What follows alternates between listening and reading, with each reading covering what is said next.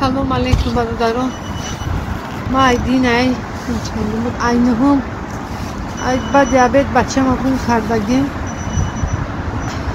توی نایی روزه دین میشوه بچه ما گم کردگیم التماس بعد روزگی خدمانه اکه با وجود نخون که بچه ما را در تو پرتوی بیاوید. نمره تلفنی ما 8 958 239 47 27. التماس بچه دستگیری کنه. التماس اکه با وجود دستگیری کنه بچه ما را بیاوید در ملک مردم.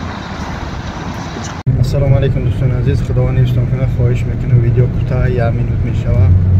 مادر دیده در مسئله فرزندش خیلی سوز و فراق داره و کدام خاطر برای که یک چند روز پس باز تویشون بوده، یعنی که شخ بچه است.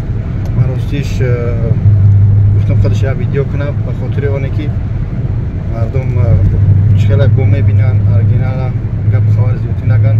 از هر یک کدوم شما خواهش میکنم به خاطر خدا همین ویدیو را پنگ کنه.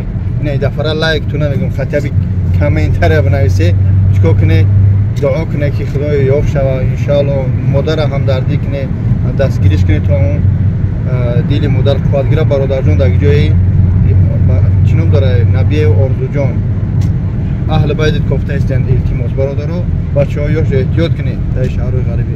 خدا همه ما رو برای رسول هدایت کنه. السلام علیکم و رحمت الله.